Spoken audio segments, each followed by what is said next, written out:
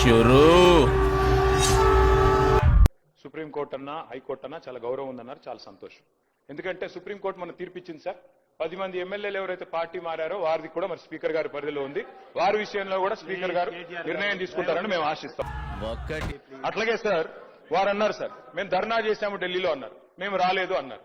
Sir ధర్నాకు మేము రాలేదు సరే, మరి రాహుల్ గాంధీ గారు రాలే, మల్లికార్జున్ ఖార్గే గారు కూడా రాలే కదా సార్.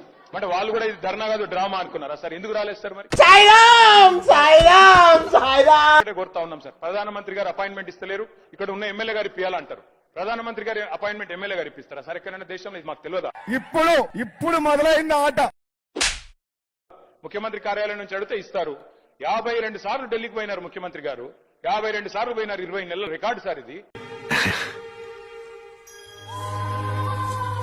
ప్రధానమంత్రి గారు అపాయింట్మెంట్ ఇస్తలేడు అంటున్నారు ముఖ్యమంత్రి గారు.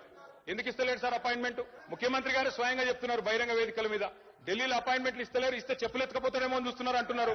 ఇట్లా మాట్లాడిన అపాయింట్మెంట్లు వస్తాయా సార్? సురుకు. ఇవాళ ముఖ్యమంత్రి గారు కూడా చిత్తశుద్ధి ఉంటే సార్ వారు కూడా డిసిషన్ తీసుకోవాలా, చెప్పాలా. మరి బీసీ బిల్లు సాధించడో ఢిల్లీకి హైదరాబాద్ రానని చెప్పి అక్కడే కూర్చోమనండి, జంతర్ మంతర్లో ఆమరణ దీక్ష చేయమనండి. మేము ఒప్పుకుంటున్నామా సార్? సార్ ఏదైనా చేయాలి పని అంటే డెడికేషన్ ఉండాలి సార్, డిక్లరేషన్లతో కాదు. నాకు తెలుసు మీ సంగతి. You are intelligent, unfortunately I'm also intelligent.